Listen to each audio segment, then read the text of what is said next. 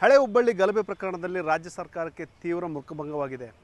ಏನು ಸಚಿವ ಸಂಪುಟದಲ್ಲಿ ಏನು ನಿರ್ಧಾರ ಕೈಗೊಂಡಿತ್ತು, ಆ ಒಂದು ಪ್ರಕರಣ ಕೈ ಬಿಡಬೇಕನ್ನೋ ಒಂದು ನಿರ್ಧಾರಕ್ಕೆ ಇವತ್ತು ಹೈಕೋರ್ಟ್ ತಡೆಯಾಜ್ಞೆ ನೀಡಿದೆ. ಅದರ ಜೊತೆಗೆ ಏನಂದರೆ, ಈ ರೀತಿಯ ಒಂದು ಪ್ರಕರಣ, ಕ್ರಿಮಿನಲ್ ಪ್ರಕರಣಗಳನ್ನ ವಾಪಸ್ ತೆಗೆದುಕೊಳ್ಳೋಕೆ ಆಗಲ್ಲ ಅನ್ನೋ ಒಂದು ಮೆಸೇಜನ್ನು ಹೈಕೋರ್ಟ್ ಪಾಸ್ ಮಾಡಿದೆ. ಹೀಗಾಗಿ ಎಲ್ಲ ಒಂದು ಕಡೆ ರಾಜ್ಯ ಸರ್ಕಾರ ಏನು ಒಂದು ಸಮುದಾಯವನ್ನು ಪ್ಲೀಸ್ ಮಾಡಲಿಕ್ಕಂತೇನು ಹೋದಂಥ ಒಂದು ಪ್ರಯತ್ನಕ್ಕೆ ವಿಫಲ ಆಗಿದೆ ಅಂತ ಹೇಳ್ಬೋದು. ಜೊತೆಗೆ ಈ ಒಂದು ಹೈಕೋರ್ಟ್ ಸಹ ಒಂದು ಸ್ಪಷ್ಟ ಸಂದೇಶ ಕೊಟ್ಟಿದೆ.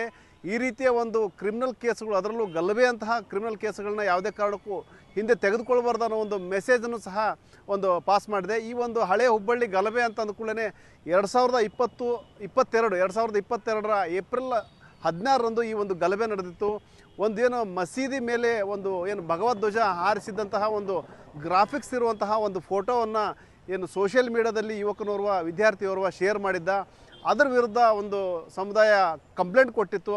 ಆ ಕಂಪ್ಲೇಂಟ್ ಆಧರಿಸಿ ಏನಂದರೆ, ಆ ಯುವಕನನ್ನು ಪೊಲೀಸರು ವಶಕ್ಕೆ ತೆಗೆದುಕೊಂಡಂಥ ಸಂದರ್ಭದಲ್ಲಿ ಹಳೆ ಹುಬ್ಬಳ್ಳಿ ಪೊಲೀಸ್ ಠಾಣೆಯಲ್ಲಿ ಆ ಒಂದು ವಿದ್ಯಾರ್ಥಿಯನ್ನು ಇಡಲಾಗಿತ್ತು. ಅಂತಹ ಸಂದರ್ಭದಲ್ಲಿ ಏನು ಸಾವಿರಾರು ಜನ ಜಮಾವಣೆಗೊಂಡವ್ರ ಜೊತೆಗೆ ಒಂದು ಠಾಣೆಗೆ ಮುತ್ತಿಗೆ ಹಾಕುವಂತಹ ಯತ್ನವನ್ನು ಮಾಡಲಾಗಿತ್ತು. ಆ ಸಂದರ್ಭದಲ್ಲಿ ಒಂದು ಕಲ್ಲು ತೂರಾಟ ಆಗಿತ್ತು. ಜೊತೆಗೆ ಏನು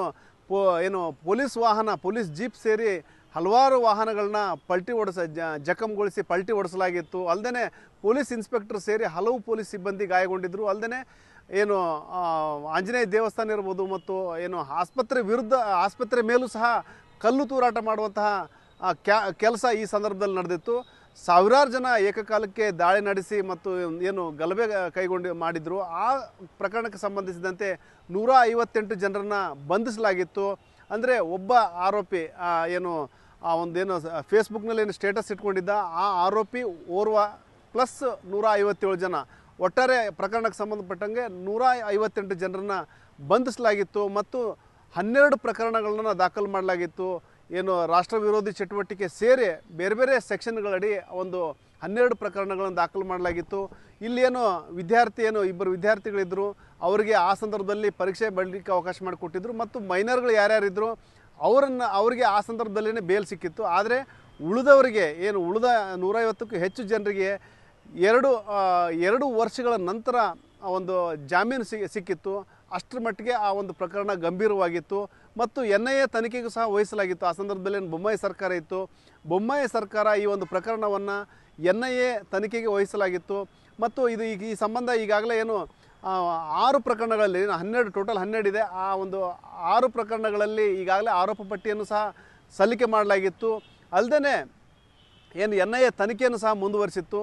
ಇಂತಹ ಸಂದರ್ಭದಲ್ಲಿ ರಾಜ್ಯ ಸರ್ಕಾರ, ಕಾಂಗ್ರೆಸ್ ಸರ್ಕಾರ ಏನಂದರೆ, ಆ ಒಂದು ಪ್ರಕರಣನ ವಾಪಸ್ ಪಡಲಿಕ್ಕೆ ಒಂದು ನಿರ್ಧಾರ ಮಾಡಿತ್ತು. ಅಂದರೆ ಈ ಒಂದೇ ಪ್ರಕರಣ ಅಂತಲ್ಲ, ಬೇರೆ ಬೇರೆ ಪ್ರಕರಣಗಳು ಸಹ, ಗಂಭೀರ ಪ್ರಕರಣಗಳನ್ನ ವಾಪಸ್ ಪಡಲಿಕ್ಕೆ ತೀರ್ಮಾನ ಮಾಡಿತ್ತು. ಹಾಗಾಗಿ ಎಲ್ಲೋ ಒಂದು ಕಡೆ ಯಾವುದೋ ಒಂದು ಸರ್ಕಾರದ ನಡೆ ಆಕ್ರೋಶಕ್ಕೂ ಸಹ ಕಾರಣವಾಗಿತ್ತು, ಅಚ್ಚರಿಗೂ ಕಾರಣವಾಗಿತ್ತು. ಈ ರೀತಿಯ ಒಂದು ಪ್ರಕರಣಗಳಲ್ಲೂ ಸಹ ಈ ರೀತಿಯ ಸಚಿವ ಸಂಪುಟ ಸಭೆ ನಿರ್ಧಾರ ಕೈಗೊಂಡು ಪ್ರಕರಣ ವಾಪಸ್ ಪಡೆದ್ರೆ ನಾಳೆ ಯಾವ ರೀತಿಯ ಈ ರೀತಿಯ ಪ್ರಕರಣಗಳು ಮತ್ತೆ ರಿಪೀಟ್ ಆಗ್ಬೋದನ್ನೋ ಒಂದು ಆತಂಕ ಸಹ ವ್ಯಕ್ತವಾಗಿತ್ತು. ಇದೇ ಸಂದರ್ಭದಲ್ಲಿ ಹಿಂದೂ ಪರ ಸಂಘಟನೆಗಳು ಏನಂದರೆ, ಈಗ ಹೈಕೋರ್ಟ್ ಮೊರೆ ಹೋಗಿದ್ವು. ಹಿಂದೂ ಪರ ಸಂಘಟನೆಗಳ ಪರವಾಗಿ ಗಿರೀಶ್ ಭಾರದ್ವಾಜ್ ಅನ್ನೋರು ಒಂದು ಹೈಕೋರ್ಟ್ನಲ್ಲಿ PIL ಹಾಕಿದ್ರು. ಆ PILಗೆ ಇವತ್ತು ಯಶಸ್ಸು ಸಿಕ್ಕಿದೆ ಅಂತ ಹೇಳ್ಬೋದು. ಏನು ಪ್ರಕರಣ ರಾಜ್ಯ ಸರ್ಕಾರ ವಾಪಸ್ ಪಡೆದಿತ್ತು, ಆ ಪ್ರಕರಣದ ಆದೇಶವನ್ನೇ ರದ್ದು ಮಾಡಿದೆ. ಅಲ್ಲದೆ ಈ ರೀತಿಯ ಒಂದು ಪ್ರಕರಣ ಅಂದರೆ ಕ್ರಿಮಿನಲ್ ಪ್ರಕರಣ ಹಿನ್ನೆಲೆಯುಳ್ಳಂತಹ ಪ್ರಕರಣಗಳನ್ನ ಯಾವುದೇ ಕಾರಣಕ್ಕೂ ವಾಪಸ್ ಪಡಿಬಾರ್ದು ಅನ್ನೋ ಒಂದು ಸಂದೇಶನ ಸಹ ಕೊಟ್ಟಿದೆ. ಅಲ್ಲದೆ ಹಳೆ ಹುಬ್ಬಳ್ಳಿ ಪ್ರಕರಣ ಅಂತಲ್ಲ, ಬೇರೆ ಬೇರೆ ಸೇರಿ ಒಟ್ಟು 43 ಪ್ರಕರಣಗಳನ್ನು ರಾಜ್ಯ ಸರ್ಕಾರ ವಾಪಸ್ ಪಡೆದಿತ್ತು. ಅದೆಲ್ಲಕ್ಕೂ ಸಹ ಬ್ರೇಕ್ ಹಾಕಿದೆ ಹೈಕೋರ್ಟು. ಹೀಗಾಗಿ ಎಲ್ಲೋ ಒಂದು ಕಡೆ ರಾಜ್ಯ ಸರ್ಕಾರಕ್ಕೆ ಒಂದು ರೀತಿಯಲ್ಲಿ ಮುಜುಗರ ಆಗಿದೆ ಅಂತ ಹೇಳ್ಬೋದು. ಮತ್ತು ಈ ರೀತಿಯ ಒಂದು ಸರ್ಕಾರದ ನಡೆ ಪ್ರಶ್ನಾರ್ಹ ಅನ್ನೋ ರೀತಿಯಲ್ಲೇ ಈಗೇನು ಕೋರ್ಟ್ ಅಭಿಪ್ರಾಯ ವ್ಯಕ್ತಪಡಿಸಿದೆ. ಈ ಕುರಿತು ಪ್ರತಿಕ್ರಿಯಿಸಿರುವಂತಹ ವಕೀಲ್ದಾರ ಭಾರದ್ವಾಜ್ ಇದ್ದಾರೆ, ಅವರು ಸಂತಸ ವ್ಯಕ್ತಪಡಿಸಿದರೆ, ಒಂದು ವೇಳೆ ಇವರೇನಾದರೂ ಈ ರೀತಿಯ ಪ್ರಕರಣಗಳನ್ನ ವಾಪಸ್ ಪಡಲಿಕ್ಕೆ ಬರಲ್ಲ, ಆದರೂ ಸಹ ರಾಜ್ಯ ಸರ್ಕಾರ ಪಡ್ಕೊಂಡಿತ್ತು, ಅದ್ರ ವಿರುದ್ಧ ನಾವು PIL ಹಾಕಿದ್ವಿ, ಅದಕ್ಕೆ ನಮ್ಗೆ ಕೋರ್ಟ್ ನಮ್ಮ ಮನವಿಯನ್ನು ಪುರಸ್ಕಾರ ಮಾಡಿ ಈಗೇನೆಂದರೆ ಆ ಒಂದು ಆದೇಶ ಆದೇಶ ವಾಪಸ್ ಪಡೆದಿತ್ತು ರಾಜ್ಯ ಸರ್ಕಾರ, ಆದೇಶ ಮಾಡಿತ್ತು, ಅದನ್ನು ಹೈಕೋರ್ಟ್ ತಡೆಯಾಜ್ಞೆ ಕೊಡೋದ್ರ ಜೊತೆಗೆ ಆ ಒಂದು ತನಿಖೆನ ಮುಂದುವರಿಸಲಿಕ್ಕೆ ಅನುಮತಿ ಕೊಟ್ಟಿದೆ. ಇವರು ಒಂದು ವೇಳೆ ಏನಾದರೂ ಸುಪ್ರೀಂ ಕೋರ್ಟ್ಗೆ ಹೋದರೂ ಸಹ ನಾನು ಕೈ ಬಿಡಲ್ಲ, ಅಲ್ಲೂ ಸಹ ಒಂದು ಮನವಿ ಸಲ್ಲಿಸ್ತೀನಿ, ಅಲ್ಲೂ ಸಹ ಮೇಲ್ಮನವಿ ಸಲ್ಲಿಸಲಿಕ್ಕೆ ಅಲ್ಲೂ ಸಹ ನಾವು ವಾದ ಮಂಡನೆ ಮಾಡ್ತೀನಿ ಮತ್ತು ಅಲ್ಲೂ ಸಹ ನ್ಯಾಯಾಂಗ ಹೋರಾಟ ಮಾಡ್ತಾನೆ ಒಂದು ಮಾತನ್ನು ಭಾರದ್ವಾಜ್ ಹೇಳಿದ್ದಾರೆ. ನಾವು ಈಗ ನ್ಯಾಯಾಲಯದ ಮೇಲೆ ನಂಬಿಕೆ ಜನರಿಗೆ ಹತ್ಪಟ್ಟಾಗಿದೆ ಇಂಥ ಪ್ರಕರಣಗಳಲ್ಲಿ ದಿನ ಬಂದಾಗ ರಾಜಕಾರಣಿಗಳು ರಾಜಕಾರಣ ರೀತಿ ಮಾಡಿದ್ರೆ ಒಳ್ಳೇದು. ಈಗ ನಾಳೆ ಯಾರೋ ಈಗ ಹುಬ್ಬಳ್ಳಿ ಗಲಭೆ ಸ್ಟೇಷನ್ ಮೇಲೆ ದಾಳಿ ಮಾಡಿದ್ರು, ಬೆಂಗಳೂರಿನಲ್ಲಿ ಡಿಜೆ ಹಳ್ಳಿ ಕೆಜೆ ಹಳ್ಳಿ ಮೇಲೆ ದಾಳಿ ಮಾಡಿದ್ರು, ಮೈಸೂರಿನಲ್ಲಿ ಒಂದು ಸ್ಟೇಷನ್ ಮೇಲೆ ಉದಯಗಿರಿ ಮೇಲೆ ದಾಳಿ ಮಾಡಿದ್ರು. ನಾಳೆ ಯಾರು ಸ್ಟೇಷನ್ ಮೇಲೆ ದಾಳಿ ಮಾಡಿದ್ರು ಅಂತವ್ರ ಕೇಸ್ಗಳನ್ನ ನೀವು ವಾಪಸ್ ತಗೊಂಡ್ರೆ ನಾಳೆ ಪೊಲೀಸರಿಗೆ ಏನ್ ಮರ್ಯಾದೆ ಇರುತ್ತೆ, ವ್ಯವಸ್ಥೆಗೆ ಏನ್ ಮರ್ಯಾದೆ ಇರುತ್ತೆ. ಇಂಥವ್ರು ನಾಳೆ ಸಾರ್ವಜನಿಕರ ಮೇಲೆ ಯಾರೋ ದಾಳಿ ಮಾಡ್ತಾರೆ ಅಥವಾ ಸಾರ್ವಜನಿಕರ ಮೇಲೆ ಯಾರೋ ಹಲ್ಲೆ ಮಾಡ್ತಾರೆ, ಅಂತವ್ರ ಪ್ರಕರಣವನ್ನು ವಾಪಸ್ ತಗೊಳ್ಳೋಕೆ ಸರ್ಕಾರ ಧೈರ್ಯ ಅವರಿಗೂ ಬರ್ಬೋದಲ್ಲ. ಹಾಕಿದ್ರೆ ಕಂಟೆಸ್ಟ್ ಮಾಡೋದೇ ಅದರಲ್ಲಿ ಅದು ಎರಡನೇ ಮಾತೇ ಇಲ್ಲ. ನನಗೇನು ಸರ್ಕಾರ ಅಪೀಲ್ ಮಾಡಲ್ಲ, ಸರ್ಕಾರಕ್ಕೆ ಸ್ವಲ್ಪ ಈಗಲಾದ್ರೂ ಜ್ಞಾನೋದಯ ಆಗುತ್ತೆ ಅಂತ ನಾನು ಭಾವಿಸ್ತಿದ್ದೀನಿ. ಈಗಲೂ ಜ್ಞಾನೋದಯ ಆಗಿಲ್ಲ ಅಂದ್ರೆ ಮತ್ತೆ ಸುಪ್ರೀಂ ಕೋರ್ಟ್ ಅಲ್ಲೂ ಅವರಿಗೆ ಬುದ್ಧಿ ಕಲಿಸಬೇಕಾಗುತ್ತೆ ಅಷ್ಟೇ. ಒಂದು ಕಡೆ ಹಿಂದೂಪರ ಸಂಘಟನೆಗಳು ಸಹ ಈ ಒಂದು ಬೆಳವಣಿಗೆನ ಹರ್ಷ ವ್ಯಕ್ತಪಡಿಸಿದವೆ. ಏನು ಕೋರ್ಟ್ ತೀರ್ಪಿಗೆ ಪ್ರಮೋದ್ ಮುತಾಲಿಕ್, ಶ್ರೀರಾಮ್ ಸೇನೆ ಸಂಸ್ಥಾಪಕ ಅಧ್ಯಕ್ಷ ಪ್ರಮೋದ್ ಮುತಾಲಿಕ್ ಅವರು ಸ್ವಾಗತ ಮಾಡಿದ್ದಾರೆ. ಇದು ರಾಜ್ಯ ಸರ್ಕಾರಕ್ಕೆ ಒಂದು ಕಪಾಳ ಮೋಕ್ಷ ಆಗಿದೆ. ದೊಡ್ಡ ಮಟ್ಟದಲ್ಲಿ ಸರ್ಕಾರಕ್ಕೆ ಹಿನ್ನಡೆ ಆಗಿದೆ. ಒಂದು ಸಮುದಾಯವನ್ನು ಏನು ತುಷ್ಟೀಕರಣ ಮಾಡೋ ನಿಟ್ಟಿನಲ್ಲಿ ಏನು ಪ್ರಕರಣ ವಾಪಸ್ ಪಡೆದಿತ್ತು, ಅದಕ್ಕೆ ಏನು ಆರಂಭದಲ್ಲಿ ಒಂದಷ್ಟು ಯಶಸ್ಸು ಸಿಕ್ಕಿತ್ತು. ಆದರೆ PIL ದಾಖಲಾದ ನಂತರ ಕೋರ್ಟ್ ಅದಕ್ಕೆ ತಡೆಯಾಜ್ಞೆ ಕೊಡೋದ್ರ ಜೊತೆಗೆ ಈ ರೀತಿಯ ಒಂದು ಪ್ರಕರಣಗಳಲ್ಲಿ ಒಂದೇನು ಆದೇಶ ಕೊಟ್ಟಿದೆ ಈ ಪ್ರಕರಣಕ್ಕೆ ಸಂಬಂಧಪಟ್ಟಂಗೆ ಒಂದು ರೀತಿಯಲ್ಲಿ ಒಂದು ದೊಡ್ಡ ಮಟ್ಟದ ಯಶಸ್ಸು ನಮಗೆ ಸಿಕ್ಕಿದೆ ಅನ್ನೋ ಒಂದು ಮಾತನ್ನು ಪ್ರಮೋದ್ ಮುತಾಲಿಕ್ ಹೇಳಿದರೆ. ಸಂಜೀವ್ ಬಡಸ್ಕರ್ ಇಡೀ ಇಲ್ಲಿಯ ಎಲ್ಲ ಡಾಕ್ಯುಮೆಂಟ್ಗಳನ್ನು CDಗಳನ್ನು ಕಲೆಕ್ಟ್ ಮಾಡಿ ಬೆಂಗಳೂರಿಗೆ ಗಿರೀಶ್ ಭಾರದ್ವಾಜ್ ಅನ್ನುವಂಥ ಅಡ್ವೊಕೇಟ್ ಮೂಲಕ PIL ಹಾಕಿದರು. ಇವತ್ತು ಹೈಕೋರ್ಟು ಅದನ್ನು ಸಂಪೂರ್ಣವಾಗಿ ಸ್ಕ್ವಾಶ್ ಮಾಡಿದೆ. ಇದೊಂದು ಕಾಂಗ್ರೆಸ್ ಸರ್ಕಾರಕ್ಕೆ ಮುಖಭಂಗ, ಸರಿಯಾಗಿ ಏಟು ಕೊಟ್ಟ ಹಾಗಿದು. ನೀವು ಮಾಡ್ತಾ ಇರುವಂಥ ಈ ಕುಕೃತ್ಯಕ್ಕೆ ನ್ಯಾಯಾಲಯ ಕಪಾಳ ಮೋಕ್ಷ ಮಾಡಿದೆ.